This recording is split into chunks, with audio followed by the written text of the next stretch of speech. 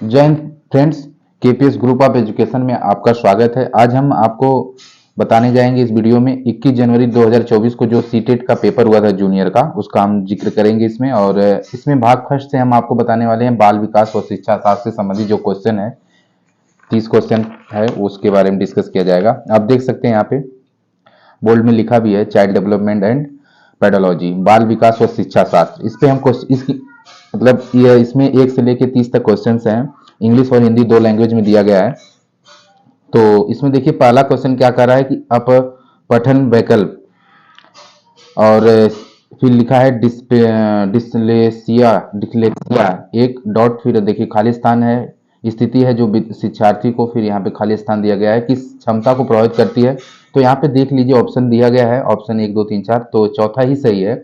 और इसमें देख रहा है पहले में भरा क्या जाएगा, अपपठन वैकल्प डिस्लेक्सिया एक क्या है, तंत्रिकी है, न्यूरोलॉजिकल, ठीक ना, जिसको इंग्लिश में बोलते हैं।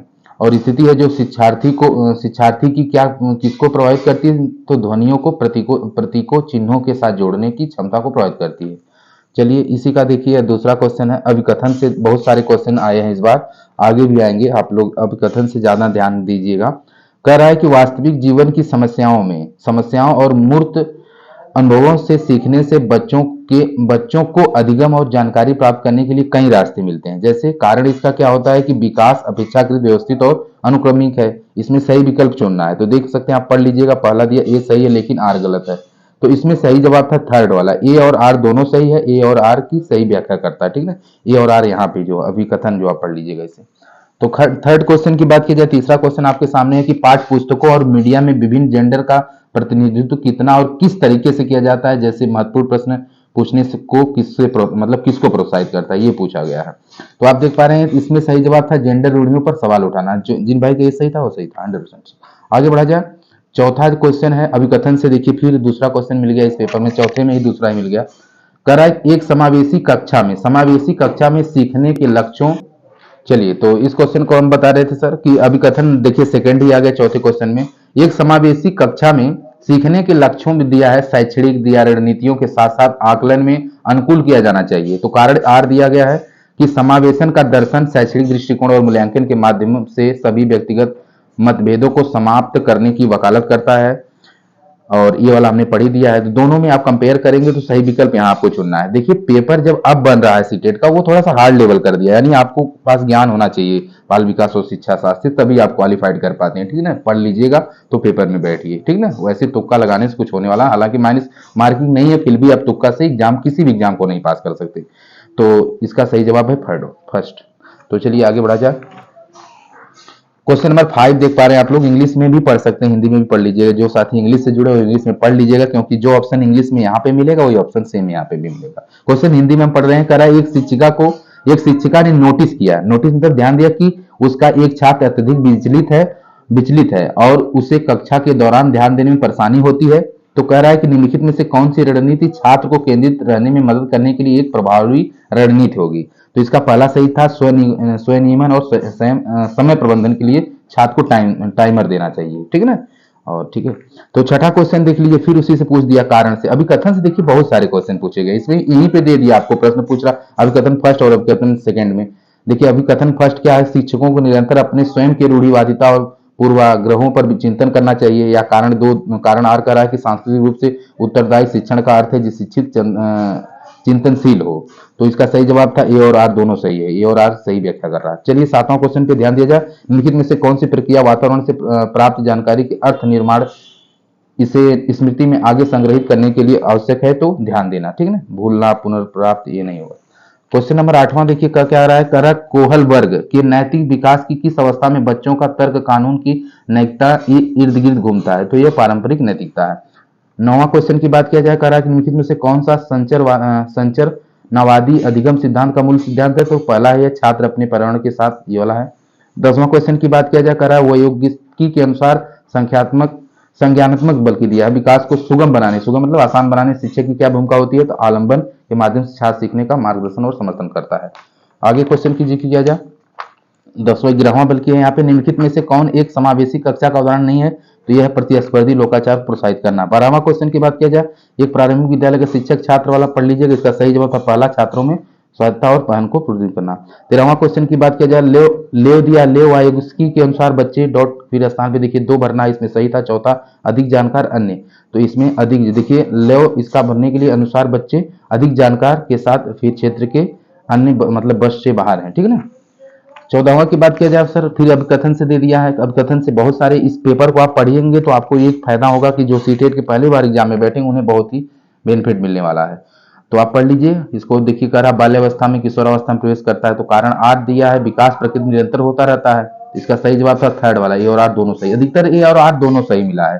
तो आप लोग इससे कम से कम इस वीडियो में आए हैं या कोई और भी वीडियो आप देखे होंगे तो आपको ये बेनिफिट मिला होगा कि अधिकतर जो दो रहता है, ऐसे आप कोई एसएससी का और भी एग्जाम देखे होंगे जिसमें 2-3 विकल्प दिया रहता है और इनमें से सभी तो उनमें से सभी अधिकतर सही होते हैं, इस बात को आप जानते हैं। एक प्रगतिशील कक्षा में आकलन खाली स्थान इसमें गतिशील होता है। 16वां की बात किया जाए, विद्यार्थियों के बीच व्यक्तिगत भिन्नताओं, तो 15वां क्वेश्चन में था कि एक प्रगतिशील कक्षा में आकलन होता है, गतिशील होता है। 16वें क्वेश्चन की बात की, शिक्षार्थियों के बीच व्यक्तिगत भिन्नताओं को संबोधित करने के लिए शिक्षक को क्या करना चाहिए, भिन्नताओं को मानव विविधता की प्रत्यक्ष विशेषता के रूप में मानना चाहिए, वाला सही है। 17वां क्वेश्चन देखा जाए, 17वां क्वेश्चन बहुत इंपॉर्टेंट है, ये वाला वेरी इंपॉर्टेंट था। करा कि आलोक निम्नलिखित व्यवहार दिखाता, आलोक निम्नलिखित व्यवहार दिखाता, क्या दिखाता, पढ़ते समय सिर को अजीब स्थिति में पकड़ना, आंख को बार बार मूंदना और रगड़ना, आंखों की लाली या सूजन, अक्षर पहचानने में भ्रमित होना, यह किसके संभावित लक्षण हो सकते हैं।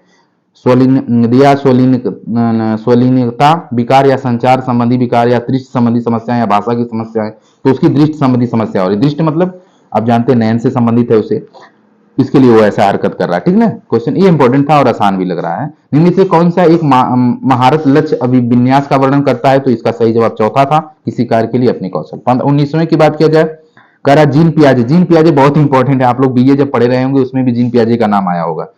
तो जीन पियाजे के अनुसार चिन्हों के लिए चिन्हों का प्रयोग करने की क्षमता, जैसे अक्षर 10 को ज्ञात करने के लिए मनाने, रोमन अंक है तो अज्ञात करने के लिए मनाने की क्षमता को क्या कहते हैं, मूर्त कहते हैं, यानी ऑप्शन नंबर 3 सही है, बीजगणित और गणना। 20वां क्वेश्चन देखिए, फिर अभिकथन से दे दिया गया। अभिकथन से मुझे लगता है ये 6ठा क्वेश्चन है। छात्रों के अच्छा प्रदर्शन और स्कूल में बने रहने की अधिकांश संभावनाओं को और स्कूल भावनात्मक लगाव है और इसे क्या करना है, मायने रखता है क्या। कारण आर कह रहा है कि भावनाएं सीखने में महत्वपूर्ण भूमिका निभाता है, या कारण अभिकथन ए, तो इसमें सही जवाब देखिए ए और दोनों सही है। एक ही आर की सही व्याख्या, देखिए सब में वही विकल्प मिला है, यानी ऐसे क्वेश्चन जो भी मिले हैं उसमें ए और आर दोनों कामिल मिले हैं, इस बात को आप लोग ध्यान दीजिएगा। 21वें क्वेश्चन है, कह रहा है कि निम्नलिखित में से कौन प्रगतिशील शिक्षा में शिक्षक की भूमिका का सबसे अच्छा वर्णन करता है, तो चौथा है शिक्षक बच्चों को प्रयोग वाला। 22वें क्वेश्चन की बात किया, निम्नलिखित में से कौन सा समाजीकरण की प्रक्रिया की विशेषता है, तो यह एक बहुयासी प्रक्रिया है, यानी कि ऑप्शन नंबर इसमें सही है, एक वाला, ठीक ना। आप पूरा विकल्प पढ़ लीजिएगा ये दो, तो इसका ऑप्शन नंबर ये सही, यानी बी सी डी दोनों हो सकता है, बी सी डी ये वाला। 22वें के बाद 23वां क्वेश्चन करा किशोरावस्था की बात किया गया है, कौन सा कथन सही है, तो ये तीसरा सही था, विभिन्न संस्कृतियों के बच्चे एक समान तरीके से, वाला सही है। 24वें आप लोग देख लीजिए, रचनात्मक मूल्यांकन के लिए प्रगति को दर्शाते हुए पोर्टफोलियो का एक प्रभाव है, तो इसमें सही था एबीडी वाला देख लीजिएगा, आप अपने अपने पेपर का मिला लीजिएगा। 25वें की बात किया जाए तो 25वां कह रहा है कि एक माध्यमिक स्कूल शिक्षक छात्रों के संकल्पनाओं और वास्तविक दुनिया के अनुप्रयोगों के बीच संबंध बनाने के लिए छात्रों को छोटे समूह में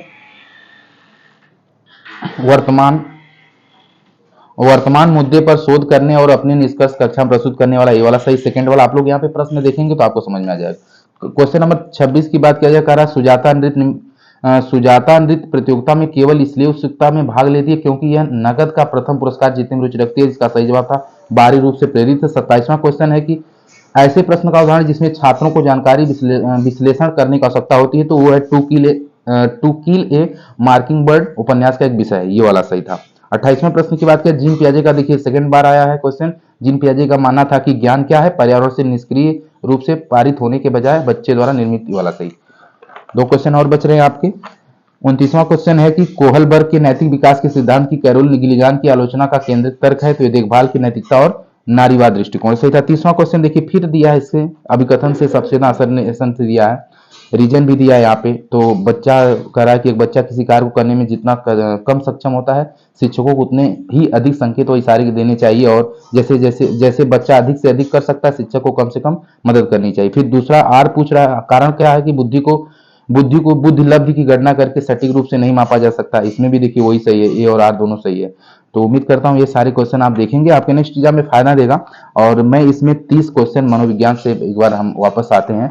तो मैंने बताया कि आपसे चाइल्ड डेवलपमेंट एंड पेडोलॉजी यानी बाल विकास व शिक्षा शास्त्र से 30 क्वेश्चन का जिक्र किए हैं। अगले वीडियो में इंग्लिश से और दूसरे जो प्रश्न है सामाजिक विज्ञान से उसका अध्ययन करेंगे। तब तक के लिए इस वीडियो में पहली बार आप विजिट किए हैं तो चैनल को सब्सक्राइब करें। मिलते हैं नेक्स्ट वीडियो में, तब तक के लिए अपना ख्याल रखिए। जय हिंद।